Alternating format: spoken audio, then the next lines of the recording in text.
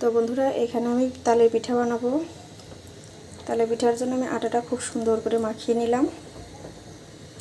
এই যে একদম পারফেক্ট হয়েছে, কিন্তু একেবারে নরমও হয় না, একেবারে শক্তও হয় না। তো এইভাবে তেলের ভিতরে দিয়ে দিব। এদিকে আমি তেলটা গরম করেছি, যে কড়াই বসাই দিয়েছি।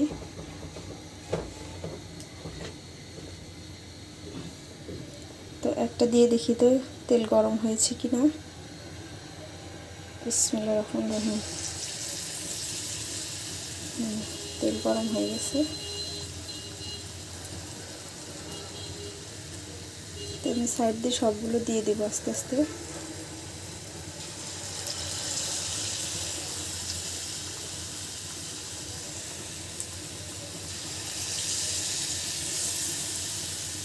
কিন্তু এই বড়াটা অফিসে নিয়ে যাবে, অফিসের লোকেরা খাওয়ার জন্য বলছে যে শীতের পিঠা খাবে। তো ফ্রিজে একটুখানি তারের রস ছিল, ভাবলাম সেটা দিয়ে বড়া বানিয়ে দিই।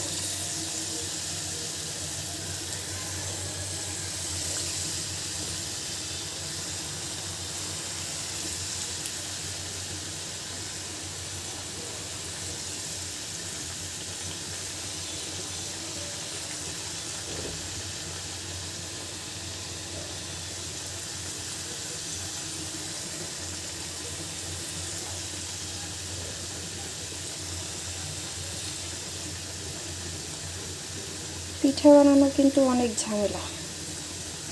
তো তারপরে যেহেতু অফিসের লোকজন খেতে চেয়েছে, না দিলে কেমন দেখা যায়।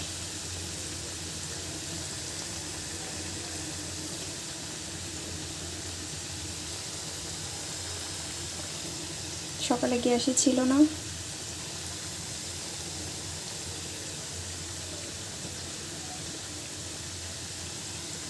কোথাও দেওয়া যায়, এক কড়াই ভর্তি করে দিলাম।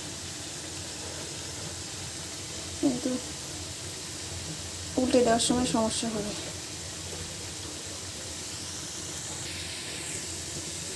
এই যে মাঝখানেগুলো কিন্তু এই হয়ে গেছে, একটু উল্টে দেয়। দেখেছেন কত সুন্দর ফুলে গেছে। এই যে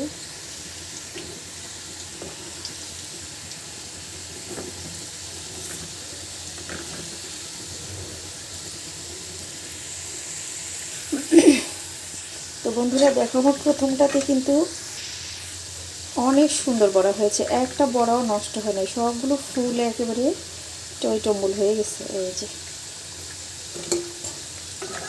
আর হলো, মানুষের ভিতরে একটা জিনিস দিব, ভালো না হলে নিজের কাছে খারাপ লাগবে, নিন্দা করবে।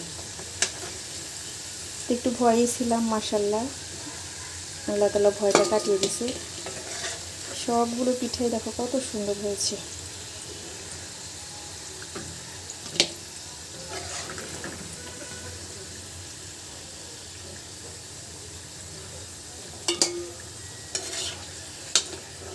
আমি চালের গুঁড়ার সাথে একটু আটাও মিক্সড করেছি। শুধু চালের গুঁড়া দিলে কিন্তু খেতে শক্ত হয়, আর একটু আটা দিলে নরম হয় খেতে।